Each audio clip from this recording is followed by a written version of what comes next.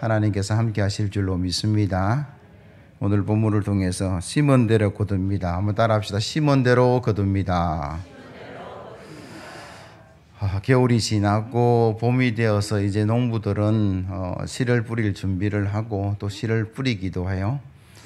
농부만 농사 짓는 것이 아니고 저와 여러분들도 평생 심기도 하고 그 열매를 거두기도 하는데 뭘 심느냐에 따라서 뭘 거두냐는 이미 정해져 있습니다. 여러분, 콩 심은 데 뭐 나죠?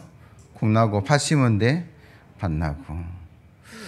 영국에서 있었던 이야기인데 빵을 만들어 파는 제빵업자가 있었습니다. 그는 늘 빵을 만들어서 팔았는데 가난한 농부를 통해서 버터를 샀어요. 근데 하루는 가만히 보니까 농부가 납품하는 버터의 양이 좀 적다라는 생각이 들었어요. 1파운드가 저거밖에 안 될까. 그래서 저울에 달아보니까 아니나 다를까 좀 줄어 있었어요. 에이, 오늘 하루만 그랬겠지. 그 다음에도 보니까 또 양이 작고 또 양이 작아서 화가 났어요. 내가 수십 년 믿고 그래 했는데 나를 속여. 자초지종도 묻지도 않고 그를 고발했습니다. 변상해내라고. 지금까지 속인 거 다 변상하라고.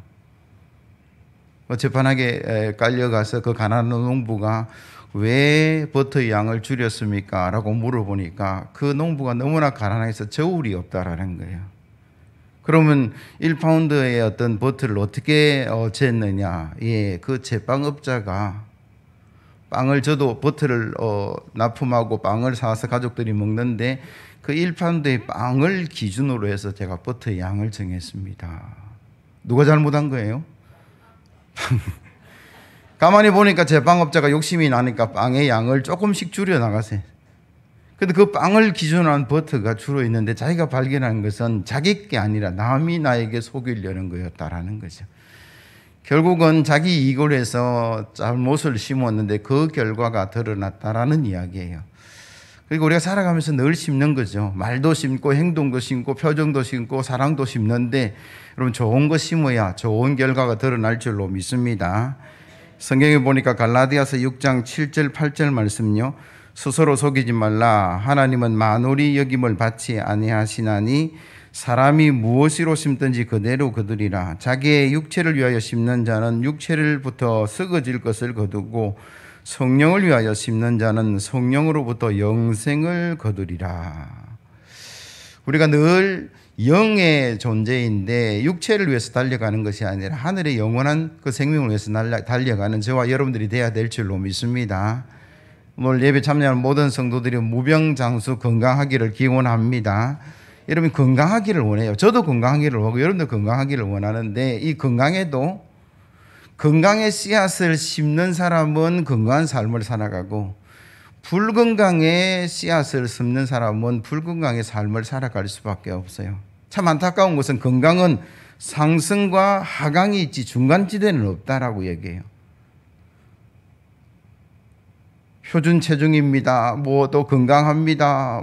저는 질병이 하나도 없습니다. 이렇게 말하는 사람들이 있는가 하면 저는 아픕니다. 병원 갑니다.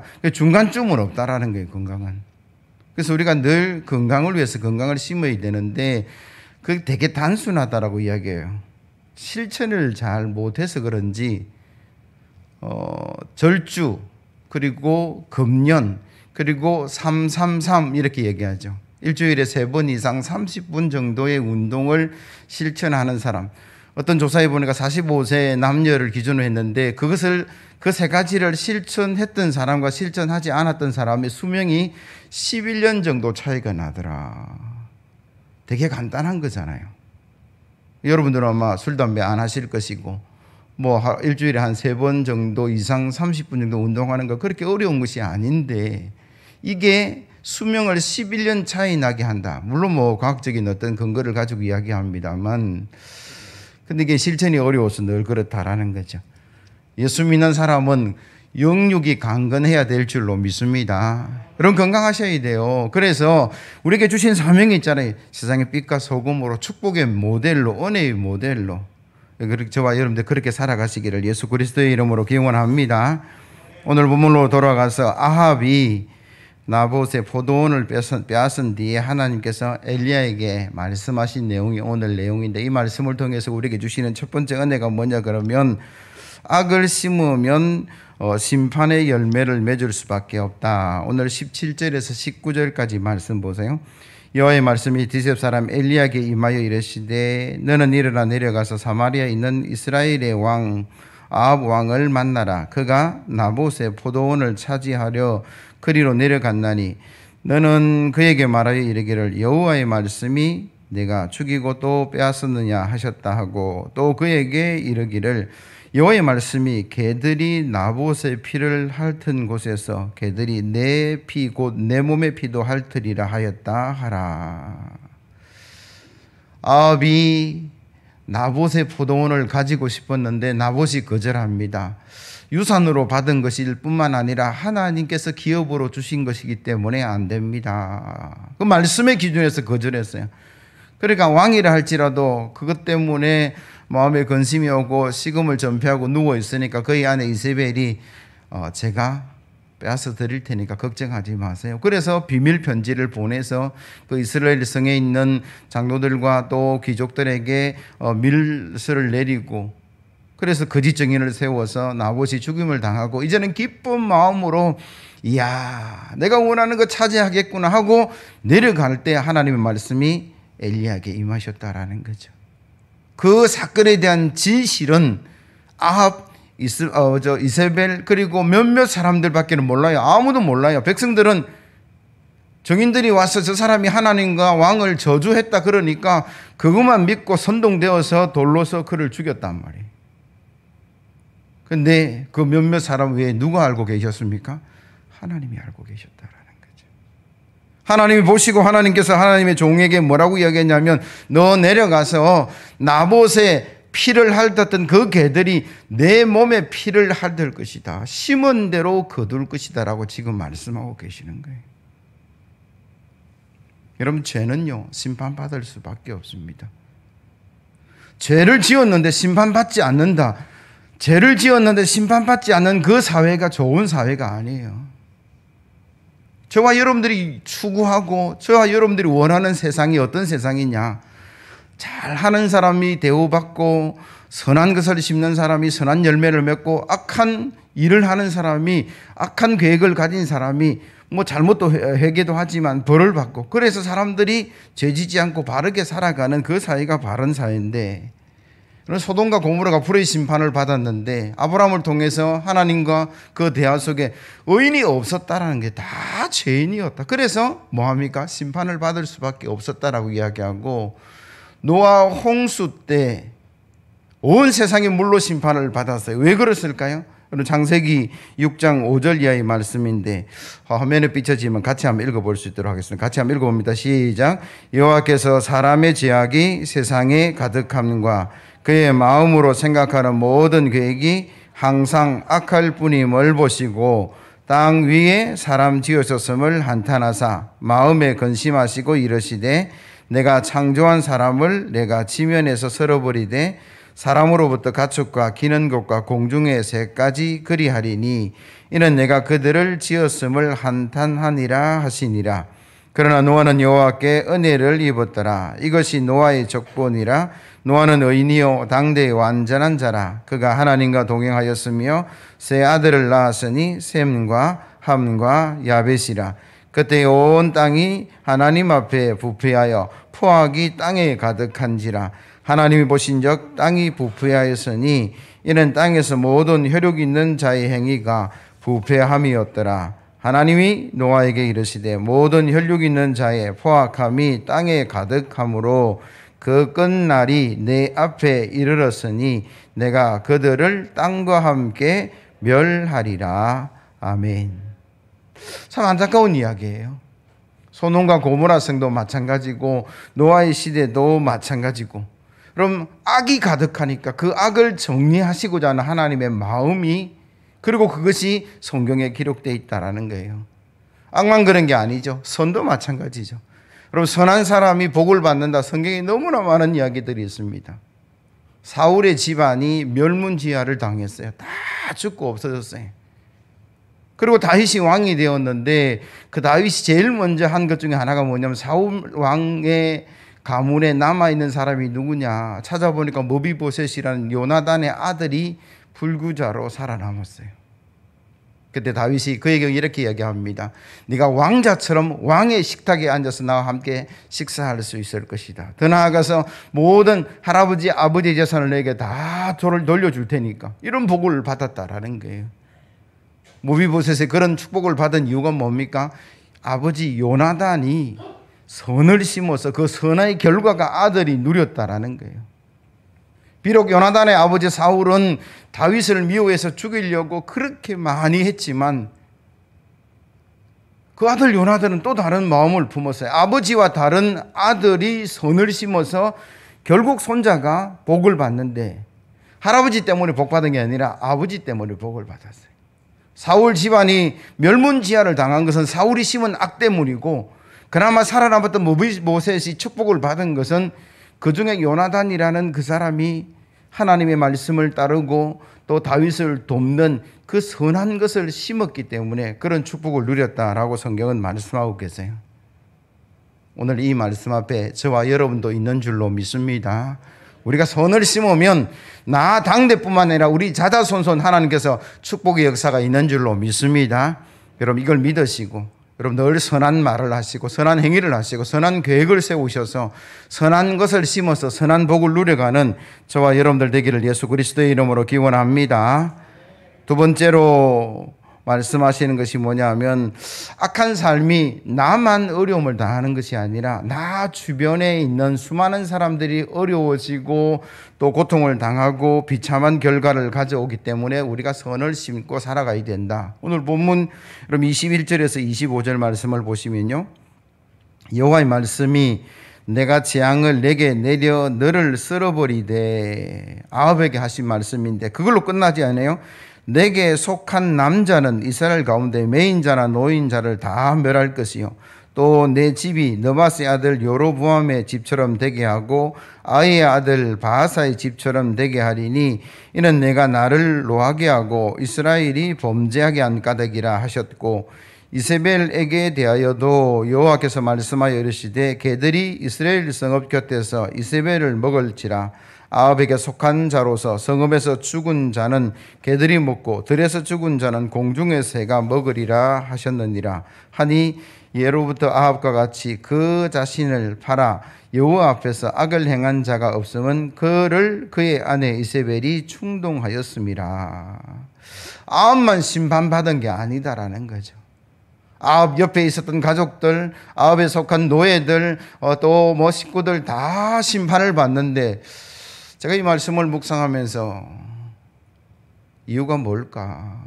하나님은 이유 없이 심판하시는 분이 아니신데, 여러분 아합이 이세벨이 죄를 지었는데 그 주변의 가족과 뭐 관리들이 다 함께 심판을 받을 것이다라고 하나님 말씀하시는 이유는 그들이 그걸 묵인했다라는 거예요. 그들이 그것을 동조했다라는 거예요. 그 죄의 결과를 같이 누려갔다라는 거예요. 내가 직접 죄를 짓지는 않았어도 그 포도원을 빼앗아서 죽여서 빼앗아서 그 열매를 누가 먹을까요? 혼자 먹은 거 아니겠죠. 가족들이 먹고 이웃이 먹고, 야, 이 포도 참 맛있네. 그 결과가 지금 나타난다라고 성경은 말씀하고 계세요. 하버드 대학의 의과 교수 니콜라스 크리스타키라는 박사가 비만에 관해서 연구를 했습니다. 여러분 오해 없이 들으십시오. 비만인 그 사람의 주변에 있던 사람들이 비만되기 너무 쉽더라. 그런 연구 결과를 가지고 왔어요. 32년 동안 1만 명의 비만 환자들을 대상으로 조사하고 낸 연구 결과니까 설득력이 있죠.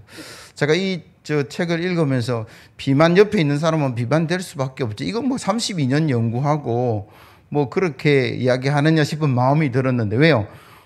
친구가, 가족이 같이 음식을 먹고 뭐 하니까 같이 뚱뚱한 사람은 뚱뚱해지고 뭐 날씬해지면 날씬해질 수 있겠다 했는데, 역시 학자들하고요, 연구가, 그런 결과의 연구가 일반적인 이야기가 아니고 기준의 이야기를 합니다.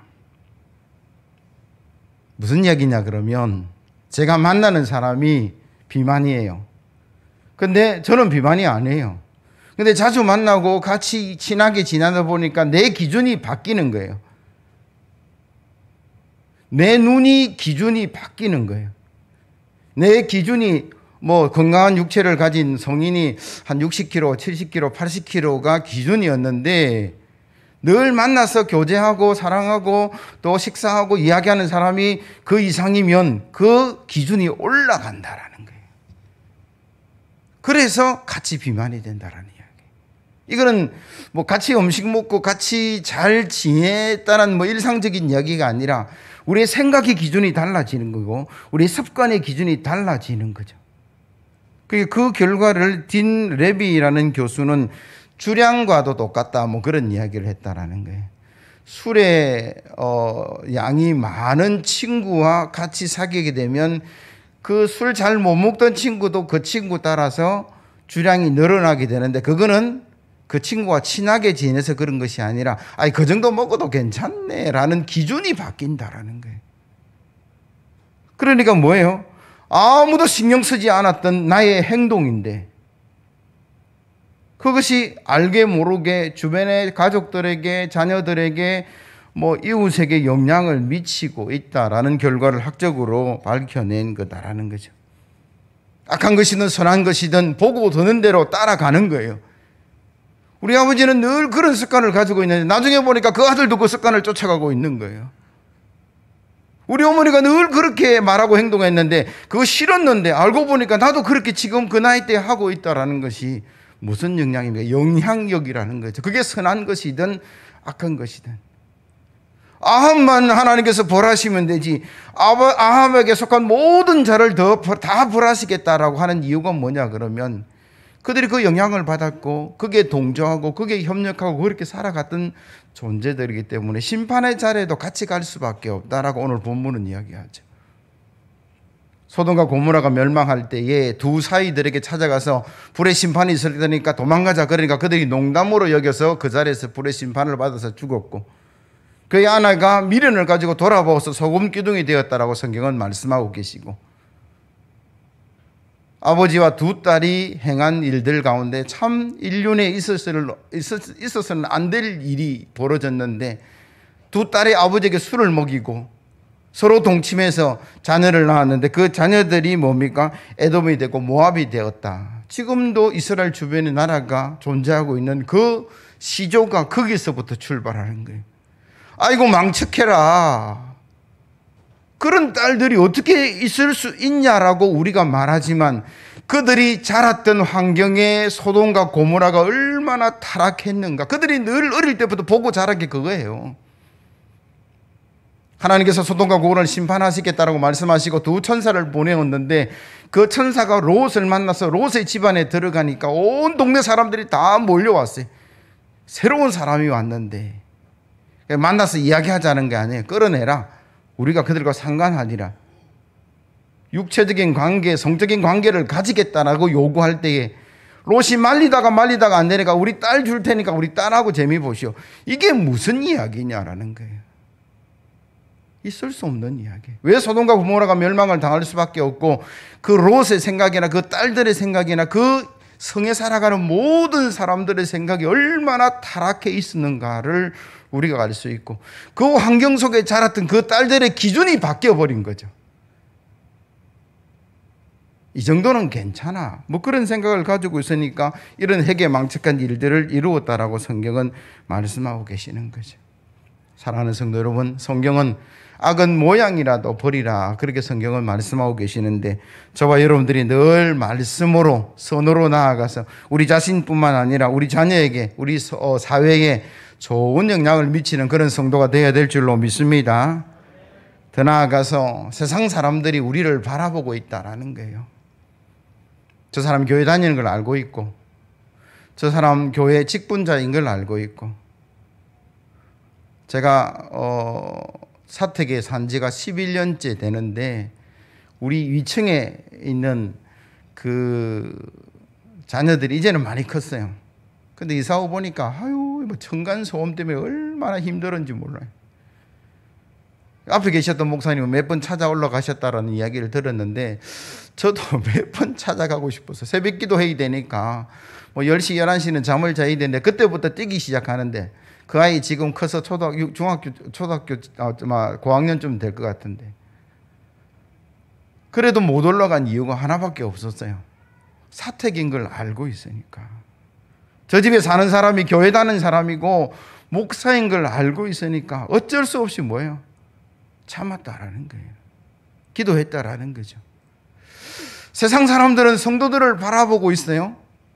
그 성도들이 바른 길을 걸어가기를 원하는데 자기는 예수 안 믿고 교회 안 다녀도 만약 예수 믿는 사람이 복음적으로 살지 않고 비복음적으로 세상 사람과 똑같이 살고 죄를 지으면 희한하게 그 사람들은 교회 다니지도 않으면서도 교인들에게 실망을 하고 비난을 하고 그걸로 끝나지 않아요. 내가 교회 가는가 봐라. 내가 하나님 믿는가 봐라. 그러면서 돌아서는 일들이 일어난다라는 거예요. 그런 게 너무나 많아요. 마크 트웨인이라는 사람이 미국에 있는 사람인데 예수 믿는 사람이 노예 제도를 용납하더라. 그래서 실망하고 나는 교회 다시는 안 나갈 거다. 정당하지 못한 일을 그래도 예수 믿는 사람은 아니다라고 이야기를 해줘야 되는데 뭐 그런 이야기가 있다라는 거죠. 모슬렘의 모하마드라는 사람이 유대교와 기독교에 대한 그 유일신을 받아들였는데 기독교인들이 삶이 바르지 못해서 그에게 돌아섰다라는 기록이 있고 그래서 브라이언 구더디라는 사람이 이런 이야기합니다. 조금만 더 주님과 다른 사람들에 대한 사랑이 예수 믿는 사람들에게 있었다면 오늘날 모슬렘에게 큰 변화의 영향을 미쳤을 것이다. 우리가 그리스도인으로 살아가는 것, 나 혼자만의 삶이 아니고 그 삶이 많은 사람들에게 주변에 영향을 미칠 뿐만 아니라 우리는 빛이요 소금이라고 말씀하시는 그 삶이 이루어져야 되는데 그렇지 못할 때에 세상이 실망을 한다라는 거예요. 우리가 구원의 방주의 역할을 감당해야 되는데 세상 사람들이 교회를 실망하고 성도들을 실망하게 되어서 망하는 길로 나아가는 어리석은 삶을 결정하고 달려가는 삶밖에 안 된다. 뭐 그렇게 이야기를 하죠. 그렇기 때문에 우리에게는 책임감이 있습니다. 내가 잘 살아서 내가 요나단처럼 살아서 무비보셋이란 그 아들이 축복을 누리는 것도 우리 속에 필요하지만 전혀 알지 못하는 세상 사람들, 죄업으려 하는 그 사람들에게 우리는 빛이 되고 소금이 되어서 우리의 바른 삶이 그들에게 선한 영향력을 미쳐서 하나님 나라의 소명을 감당하는 그런 일꾼 되라. 그래서 성경은 말씀하고 계세요. 오늘 말씀을 들으면서 우리 삶이 다시 한 번 더 말씀에 십자가에 가까이 가시고 빛과 소금 되는 그런 삶이 되어서 우리를 구원할 뿐만 아니라 우리가 신령한 복을 누릴 뿐만 아니라 세상에 하나님의 역사를 이루어가는 저와 여러분들이 되어야 될 줄로 믿습니다. 마지막으로 한 가지 더 묵상을 하기를 원하는 것은 엘리야의 그 하나님의 말씀을 아합이 들었어요. 근데 아합이 그 말을 듣고 겸비함을 심어서 재앙이 연기되고 심판이 연기되는 새로운 기회를 가졌다. 여러분 27절에서 29절 말씀 보시면요. 아합이 이 모든 말씀을 들을 때에 그의 옷을 찢고 굵은 배로 몸을 동이고 금식하고 굵은 배에 누우며 또 풀이 죽어 다니더라. 여호와의 말씀이 디셉 사람 엘리야에게 임하여 이르시되 아합이 내 앞에서 겸비함을 내가 보느냐? 그가 내 앞에서 겸비함으로 내가 재앙을 저의 시대에는 내리지 아니하고 그의 아들의 시대에야 그의 집에 재앙을 내리리라 하셨더라. 아멘. 하나님이 바뀌셨어요.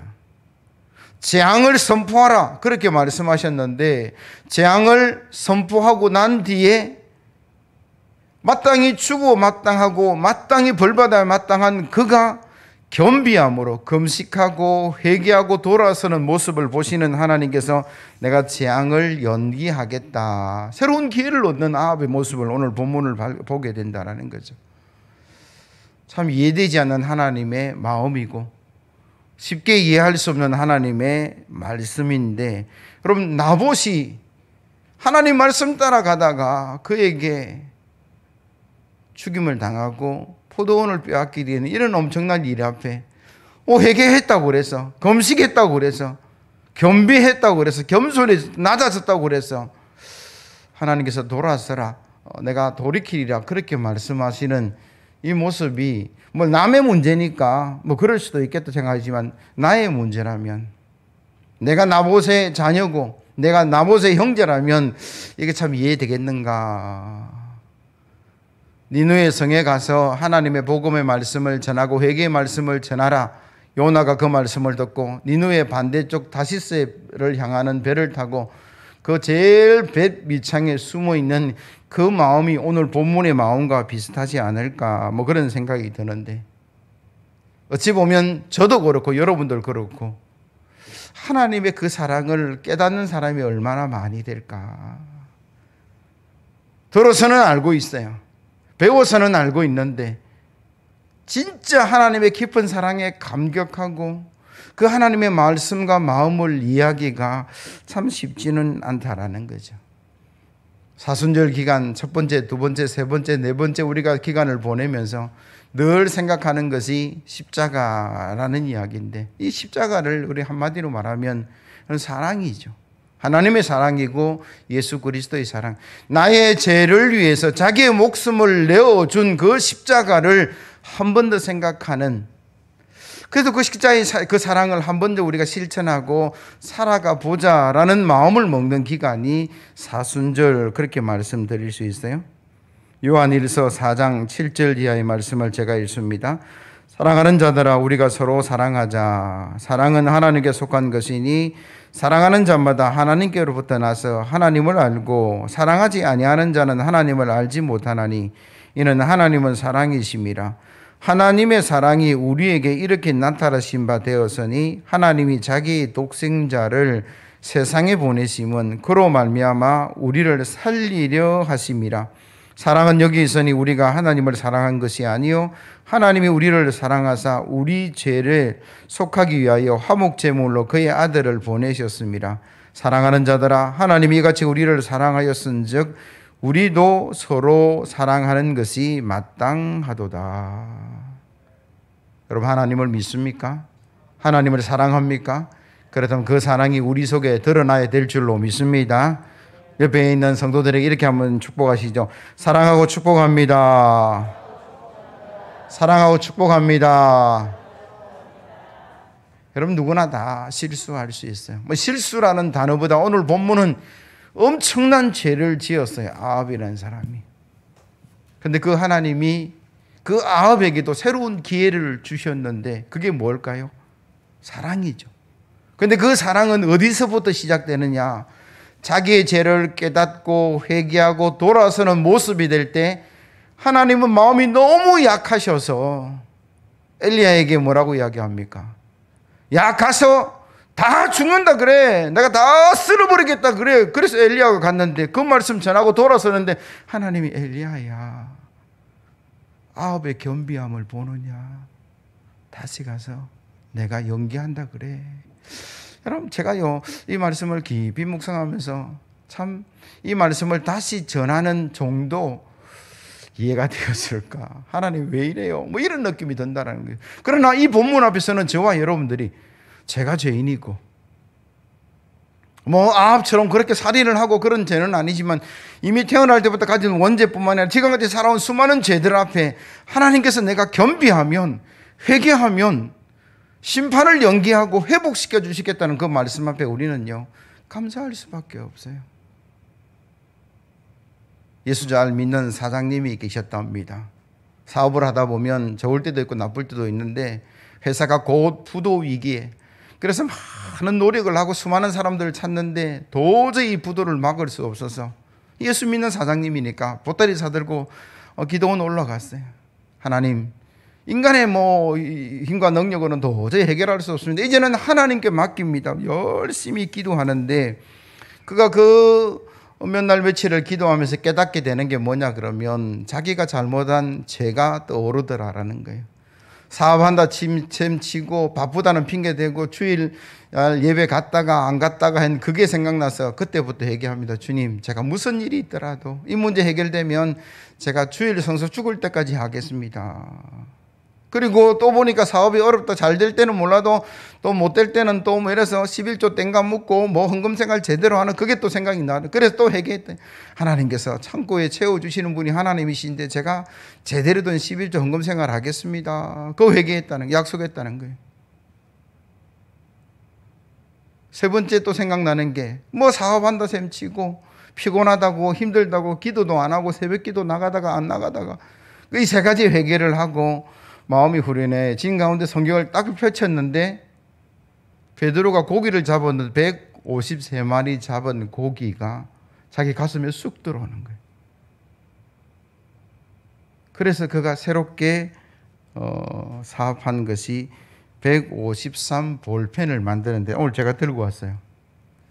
여러분 이 볼펜 만들어진 게 이 기동원에서 만들어진 거예요. 그래서 여기도 여기 보면 뭐 특정 회사 이야기하기가 그렇지만 모나미 153 0.7 이렇게 적혀 있어요. 이 볼펜이 국민 볼펜입니다. 지금은 아니지만 이거 대박 쳤어요. 뭐 기록에 보니까 50억 자료가 뭐 그때 당시 팔렸다. 그래서 사업이 다시 회복이 되고 지금도 존재하는 회사가 되었다. 어려움이 있죠. 회사가 부도의 위기에 처했을 때 그는 보따리 사들고 하나님께 나아가서 회개하고 하나님 새롭게 제가 하겠습니다라고 이야기하니까 하나님께서 그의 마음을 열어주셔서 말씀을 통해서 대박의 찬스를 허락하셨다라는 게 우리 주변의 수많은 사람들의 이야기입니다. 잘 될 수도 있고 못 될 수도 있고 실수할 수도 있고 때로는 넘어지고 죄 지을 수 있는데 여러분 거기서 끝나는 인생은 아니에요. 가룟 유다는 후회하면서 자기 자신의 생명을 끝냈는데 베드로는 회개하고 통곡하고 다시 돌아와서 하나님의 귀한 일꾼으로 회복되고 나아갔다는 게 성경의 이야기인데 저와 여러분들은 가룟 유다가 아니라 베드로 같은 인생을 살아야 될 줄로 믿습니다.